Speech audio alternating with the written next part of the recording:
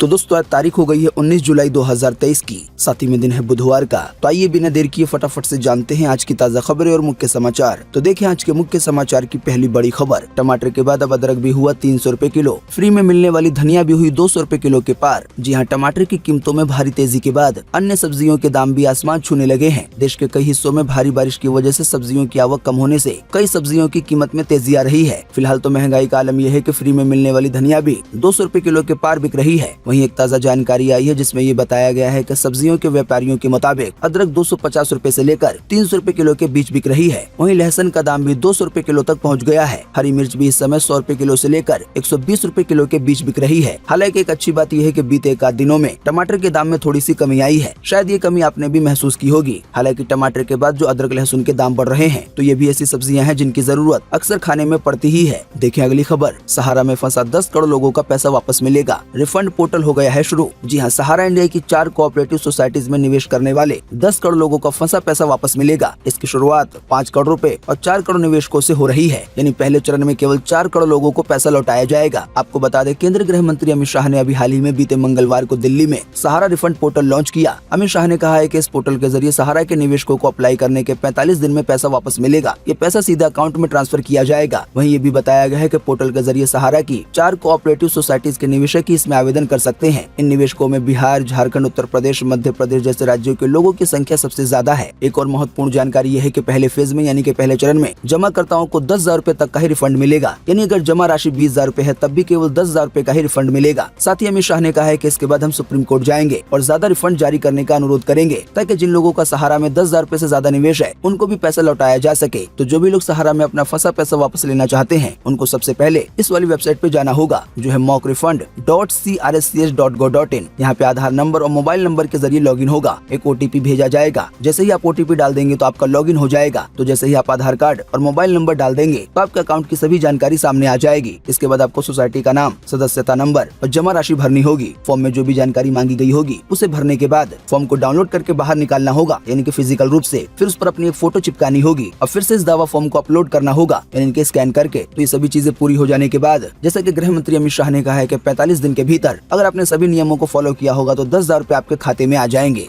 देखिए अगली खबर। व्हाट्सएप ने दूर की टेंशन, अब मोबाइल नंबर सेव करने की जरूरत नहीं, ऐसे ही कर पाएंगे चैटिंग। जी हाँ, व्हाट्सएप की तरफ से एक नया फीचर पेश किया गया है और ये जानकारी दी गई है NBT की ओर से। दरअसल बात यह है कि अभी व्हाट्सएप पर किसी से भी चैटिंग करने के लिए आपको उसका मोबाइल नंबर सेव करना होता है, लेकिन अभी समस्या से छुटकारा मिलने जा रहा है, क्योंकि अब यूजर्स बिना मोबाइल नंबर सेव किए व्हाट्सएप से चैटिंग कर पाएंगे। जानकारी के मुताबिक ये नया फीचर एंड्रॉइड यूजर और iOS यूजर्स दोनों के लिए आया है। बताया गया बिना नंबर चैट करने के लिए सबसे पहले आपको जिस मोबाइल नंबर से चैटिंग करनी हो उस मोबाइल नंबर को कॉपी कर लें। इसके बाद व्हाट्सएप को ओपन करें। इसके बाद न्यू चैट के ऑप्शन में जाएं। फिर आपको ऊपर एक सर्च बॉक्स दिखाई देगा, वहाँ पर आपको यही वाला मोबाइल नंबर पेस्ट करना है, या आप चाहें तो नंबर टाइप भी कर सकते हैं। इसके बाद आपको नंबर को सर्च करना है। तो जो नंबर आप सर्च कर रहे हैं अगर वो व्हाट्सएप में मौजूद होगा, यानी कि उस नंबर पे अगर व्हाट्सएप बना हुआ है तो उससे जुड़ा नाम आपको दिखाई देने लगेगा और चैट का ऑप्शन भी आ जाएगा। आसान शब्दों में कहें तो ऐसा होने की वजह से अब अनजान लोगों से भी चैटिंग हो सकती है। देखिए अगली खबर। OMG 2 मूवी के निर्माता निर्देशक को महाकाल के पुजारियों की चेतावनी। कहा अच्छा होगा आपत्तिजनक डायलॉग्स फिल्म के रिलीज होने से पहले ही हटा लें, या कोई आपत्तिजनक सीन है तो उसे भी हटा लें। जी हाँ, बॉलीवुड अक्षय कुमार की आने वाली मूवी ओ माई गॉड 2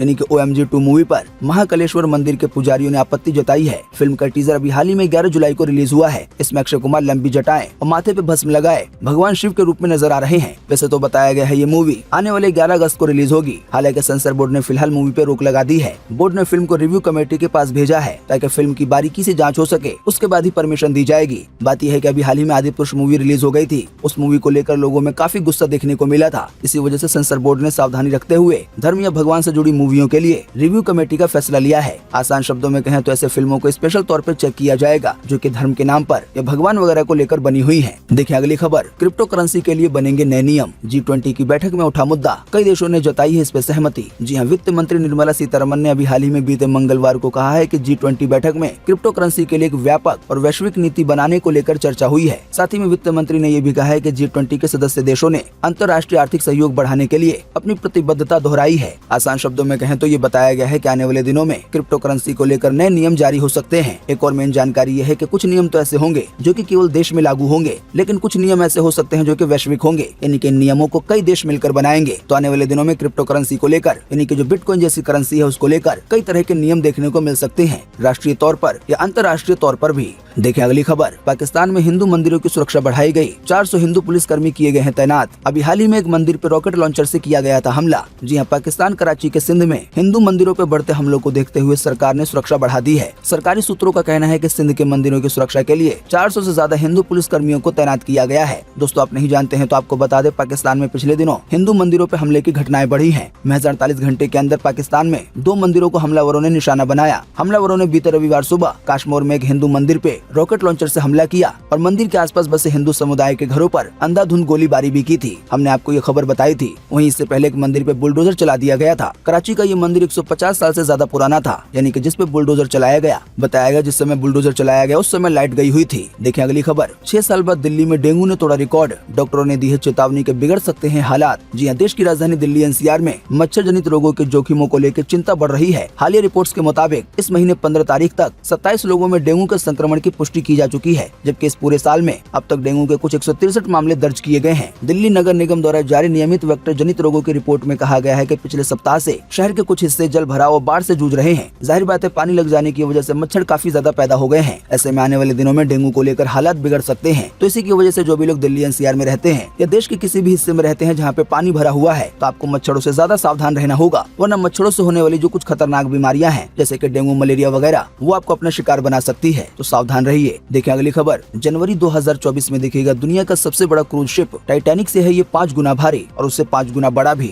जी हाँ, क्रूज शिप की बात होती है तो अक्सर लोगों के जहन में टाइटैनिक का नाम आ जाता है, लेकिन जनवरी 2024 में एक क्रूज शिप लॉन्च होने जा रहा है। दोस्तों, आप नहीं जानते हैं तो आपको बता दें, क्रूज शिप ऐसे पानी के जहाज को कहा जाता है जो कि घूमने फिरने के लिए और छुट्टी मनाने के लिए इस्तेमाल किया जाता है। तो आने वाले जनवरी 2024 में जो क्रूज शिप लॉन्च होने वाला है, ये दुनिया का सबसे बड़ा क्रूज शिप होगा। इसका नाम आइकॉन ऑफ द सीज है। टाइटैनिक के बारे में दावा किया गया था कि वो कभी भी नहीं डूबेगा, हालांकि वो डूब गया, लेकिन इस वाले पानी के जहाज को लेकर ऐसा कोई भी दावा नहीं किया गया है। बाकी आप कुछ तस्वीरों में देख सकते हैं कि क्रूज शिप कैसा होगा और इसके अंदर क्या क्या सुविधाएं होंगी। देखिए अगली खबर, विपक्षी गठबंधन का नाम इंडिया होगा, कांग्रेस अध्यक्ष खड़गे ने किया है इसका ऐलान। जी हाँ, विपक्षी एकता की दूसरे दिन की बैठक बीते मंगलवार को बेंगलुरु में हुई। 2024 के आम चुनाव में भाजपा को हराने के लिए विपक्ष के 26 दल यानी कि 26 राजनीतिक पार्टियां एक साथ आ गई हैं। तो इसी बैठक में विपक्षी दलों के गठबंधन का नाम इंडिया तय किया गया है। इसका फुल फॉर्म है Indian national development inclusive alliance. जानकारी के मुताबिक इसका ऐलान कांग्रेस के अध्यक्ष मल्लिकार्जुन खड़गे ने किया। दोस्तों, कुल मिलाकर आसान शब्दों में कहें तो देश भर की बीजेपी के खिलाफ जो भी विपक्षी पार्टियां हैं वो लगभग सभी एक साथ मिल गई हैं, ताकि आने वाले 2024 के चुनाव में बीजेपी को हराया जा सके और प्रधानमंत्री किसी दूसरी पार्टी का बन पाए। इसी कड़ी में अभी हाल ही में पीएम मोदी ने भी तंज कसा है। देखिए अगली खबर में, पीएम मोदी बोले, विपक्षी एकता बैठक कट्टर भ्रष्टाचारियों का सम्मेलन है, इनका एक ही एजेंडा है, न खाता न बही, जो परिवार कहे वही सही। जी हाँ, प्रधानमंत्री मोदी ने अभी हाल ही में बीते मंगलवार को पोर्ट ब्लेयर के वीर सावरकर इंटरनेशनल एयरपोर्ट के नए टर्मिनल का वर्चुअली इनॉग्रेशन किया। 710 करोड़ रुपए की लागत से बनाए गए इस टर्मिनल में एक साथ 10 प्लेन पार्क हो सकेंगे। इसी दौरान पीएम मोदी ने वहां मौजूद लोगों को संबोधित किया। पहले तो पीएम मोदी ने टर्मिनल के बारे में काफी बातें बताई। इसके बाद पीएम मोदी ने विपक्षी पार्टियों पर हमला किया। पीएम मोदी ने बेंगलुरु में हो रही 26 विपक्षी दलों की बैठक को लेकर तंज किया।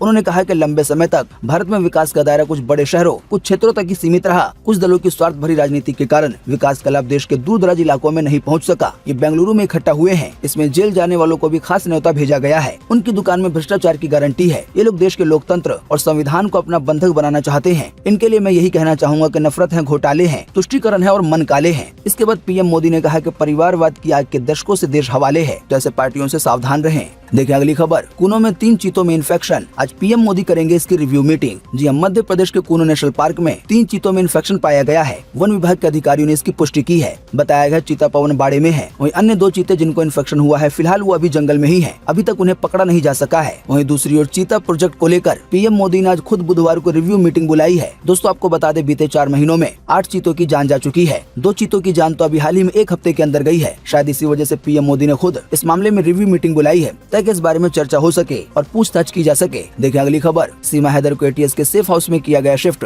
वहीं पता चला है सीमा हैदर ने कई फौजियों को भी भेजी थी फ्रेंड रिक्वेस्ट। जी हाँ, पाकिस्तानी नागरिक सीमा हैदर को एटीएस ने नोएडा में सेफ हाउस में शिफ्ट कर दिया है। सीमा के साथ उसका बेटा और प्रेमी सचिन भी है। बताया गया सीमा जासूस है या प्रेमिका, 15 दिन होने के बाद भी सवाल का जवाब नहीं मिल पा रहा है। अभी हाल ही में बीते सोमवार को यूपी एटीएस ने सीमा से लगभग 8 घंटे तक दोबारा पूछताछ की। उसके चाचा और भाई के पाकिस्तानी आर्मी होने पे भी सवाल किए गए। इसके बाद देर रात सीमा को वापस घर छोड़ दिया गया, पर वो अभी फिलहाल इस समय एटीएस के सेफ हाउस में है। वहीं सीमा हैदर को लेकर एक और बड़ा खुलासा हुआ है कि सीमा हैदर ने कई फौजियों को भी फ्रेंड रिक्वेस्ट भेजी थी। वहीं बताया गया एटीएस ने सीमा हैदर के सभी सोशल मीडिया अकाउंट को खंगाला, जिसमें अधिकतर दिल्ली एनसीआर के लोग जुड़े मिले। वहीं बताया गया सीमा के सोशल मीडिया अकाउंट से कुछ भारतीय जवानों को भी फ्रेंड रिक्वेस्ट भेजी गई थी। अब दोस्तों, इन सब काम करने के पीछे सीमा हैदर का क्या लक्ष्य था और वो इंडिया में किस लिए आई है, ये तो जांच के बाद ही पता चल सकेगा। लेकिन फिलहाल तक जितनी जानकारी सामने आई है उससे कई लोग ये अंदाजा लगा रहे हैं कि सीमा हैदर को लेकर केवल लव का एंगल नहीं है, लव के साथ ही कुछ और बातें भी हैं। बाकी दोस्तों, इस मामले पर आपका क्या कहना है, वीडियो के नीचे कमेंट बॉक्स में आप अपनी बात लिख सकते हैं। इसी बीच एक और खबर आई है जिसमें ये बताया गया है कि सीमा हैदर का भारत में टिके रहना इतना आसान नहीं है। कोर्ट से लेकर गृह मंत्रालय तक की मंजूरी लेनी होगी, तभी वो इंडिया में रह सकती है आने वाले दिनों में। भास्कर की ओर से बताया गया है कि इसी साल 2023 में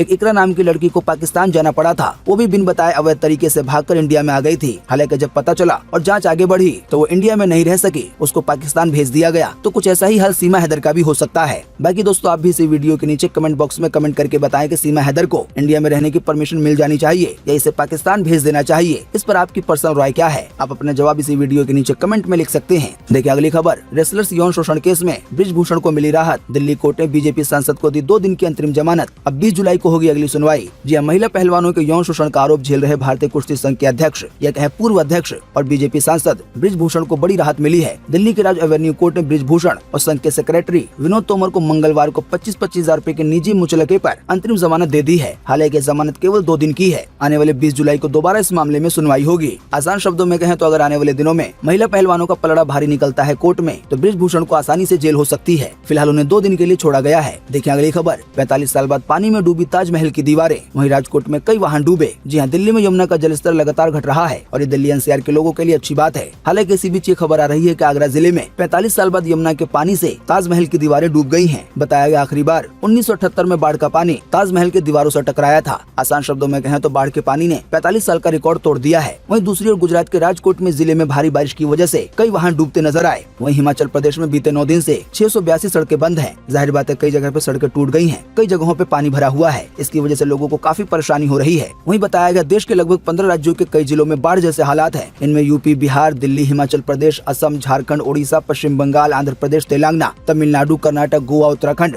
और गुजरात शामिल है। इसी कड़ी में एक और खबर आई है कि हिमाचल प्रदेश की सरकार ने अब घर बनाने के लिए नक्शा पास करवाने को अनिवार्य कर दिया है। यानी कि हिमाचल प्रदेश में अगर कोई आने वाले दिनों में घर बनवाएगा तो उसे पहले नक्शा पास करवाना होगा। बिना नक्शा पास करवाए अगर ठेकेदार भी घर बनाता है तो उस पर भी कार्रवाई की जाएगी। बात यह है कि हिमाचल प्रदेश में लोग कहीं पर भी घर बना लेते हैं, नक्शा वगैरह पास नहीं करवाते हैं। फिर जब इस तरह की आपदा आती है, बाढ़ वगैरह आती है, तो घर डूबते हुए, टूटते हुए दिखाई देते हैं, क्योंकि ये कहीं पर भी बने हुए होते हैं। इसी की वजह से नक्शा पास करवाने के नियम को अनिवार्य कर दिया गया है। बाकी दोस्तों, आप अपनी स्क्रीन पे देख सकते हैं कि अगले 24 घंटे के दौरान देश भर में कैसा रहेगा मौसम का हाल। यानी कि आज 19 जुलाई 2023 को तो मौसम विभाग के अनुमान के अनुसार मध्य प्रदेश में, महाराष्ट्र में, तेलंगाना में, गोवा में, कर्नाटक में, केरल में, तमिलनाडु में, छत्तीसगढ़ में, उड़ीसा में, उत्तराखंड में, हिमाचल प्रदेश में, असम में भारी बारिश की संभावना है। या कह लें आज भी बहुत भारी बारिश होगी। हालांकि इन राज्यों के अलावा पंजाब में, हरियाणा में, दिल्ली में, उत्तर प्रदेश में, तेलंगाना में, आंध्र प्रदेश में, पुडुचेरी में, तमिलनाडु में, मेघालय में, इन सभी जगहों पे भारी से कम यानी कि मध्यम बारिश होगी आज 19 जुलाई 2023 को। देखिए अगली खबर, फेसबुक ने जारी किया कमाल का फीचर। अब वीडियो को एडिट करना और अपलोड करना होगा पहले से आसान। जी हाँ, सोशल मीडिया प्लेटफॉर्म फेसबुक ने अपने यूजर की सुविधा के लिए वीडियो फीचर्स में कई अपग्रेड करने का ऐलान किया है। कंपनी के एक नए वीडियो में टैब जोड़ा गया है। इस टैब की मदद से वीडियो को एडिट करना और अपलोड करना आसान होगा। यानी कि वीडियो को अपलोड करने से पहले वीडियो को एडिट करने के काफी ज्यादा ऑप्शन मिलेंगे। देखिए अगली खबर, बेटे की फीस के लिए माँ बस के सामने कूदी। पुलिस ने बोला किसी ने बहका दिया था, 45 हजार रूपए का मुआवजा दिया जाएगा। जी हाँ, तमिलनाडु में एक महिला ने चलती बस के सामने आकर अपनी जान दे दी ताकि उसके बेटे की कॉलेज की फीस का इंतजाम हो सके। महिला कलेक्टर ऑफिस में सफाई कर्मी थी। पुलिस के मुताबिक महिला को किसी ने बताया था कि अगर दुर्घटना में उसकी जान चली जाती है तो परिवार को मुआवजे के तौर पर 45 हजार रूपए मिलेंगे। तो महिला इसी बहकावे में आ गई। बताया गया ये घटना तमिलनाडु के सेलम जिले में 28 जून को सुबह हुई। इसका सीसीटीवी फुटेज अभी सामने आया है। देखिए अगली खबर, जयपुर में एबीवीपी कार्यकर्ताओं पे किया गया लाठीचार्ज। किसी का सर फूटा तो किसी का हाथ टूटा। अब थाने के सामने भूख हड़ताल पे बैठे हैं छात्र। जी अखिल भारतीय विद्यार्थी परिषद यानी कि एबीवीपी कार्यकर्ताओं पर अभी हाल ही में बीते मंगलवार दोपहर करीब 3 बजे पुलिस ने लाठीचार्ज कर दिया। एक कार्यकर्ता को पुलिस वाले काफी बेरहमी से पीटते हुए नजर आ रहे हैं। 10, 12, 15 पुलिसकर्मी एक ही छात्र को पीट रहे हैं, वो भी लाठियों से। वहीं अब इसी बीच खबर आई है कि कई छात्र भूख हड़ताल पे बैठ गए हैं अपनी मांग को लेकर। देखिए अगली खबर, हरियाणा के प्राइवेट स्कूल में पढ़ेंगे सरकारी स्कूल के बच्चे। लॉटरी के जरिए होगा एडमिशन। चिराग योजना के जरिए हो पाएगा ये मुमकिन। जी हाँ, आने वाले दिनों में हरियाणा में कई सरकारी स्कूल के बच्चे प्राइवेट स्कूल में पढ़ सकेंगे। अब कौन से बच्चे प्राइवेट स्कूल में जाएंगे, इस बात को तय करने के लिए लॉटरी का सिस्टम निकाला गया है। यानी कि जिसका नाम आ जाएगा वो सरकारी स्कूल से निकलकर प्राइवेट स्कूल में चला जाएगा। पढ़ाने का खर्च चिराग योजना के जरिए दिया जाएगा सरकार की ओर से। देखिए अगली खबर,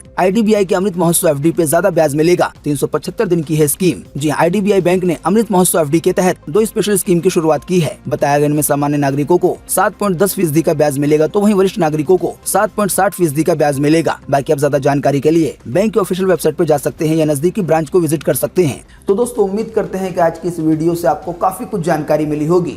हम बस इसके बदले में आपसे इतना ही चाहते हैं कि आप इस वीडियो को लाइक कर दें और शेयर कर दें, क्योंकि आपका लाइक और शेयर करना ही होता है हमारी मेहनत का फल। वीडियो देखने के लिए आपका बहुत बहुत धन्यवाद। Thanks for watching.